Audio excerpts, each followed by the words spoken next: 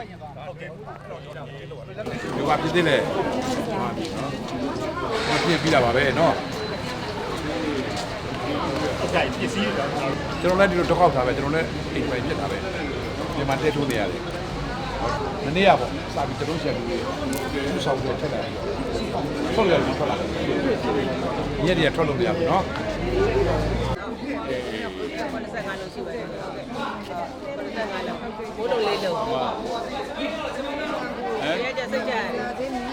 ပါတီဥက္ကဋ္ဌကြီးဥက္ကဋ္ဌကြီးနဲ့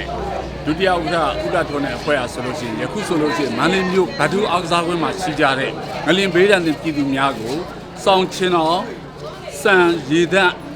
ပစ္စည်းများကိုလာရောက်ပြီးတော့ထောက်ပံ့နေခြင်းဖြစ်ပါတယ်ပြည်သူများကိုလည်းပဲထောက်ပံ့ပေးရင်းနဲ့အပိစကားများပြောကြားခဲ့ကြောင်းတင်ပြပါတယ်ဟုတ်ပြီဟုတ်ဒီဘာမှပြင်ပြတာပါပဲเนาะဒီတော့တော့ဟောဆိုတာပေါ့ဟုတ်တယ်နော်ဘာသာပြလာကျမ်းပါလေကျမ်းပါနော်စိတ်နေလို့ကတော့အမေအောက်ကကန်နော်ဆိုင်ဟိုရပြပါဦးလားပြပါဦး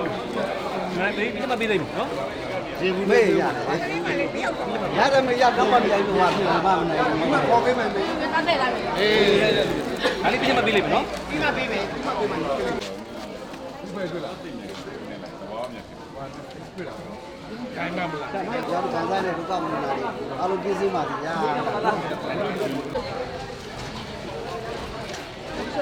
မိသားစုကဒိုင်းနဲ့ပြောင်းဝင်တယ်ဟုတ်ကဲ့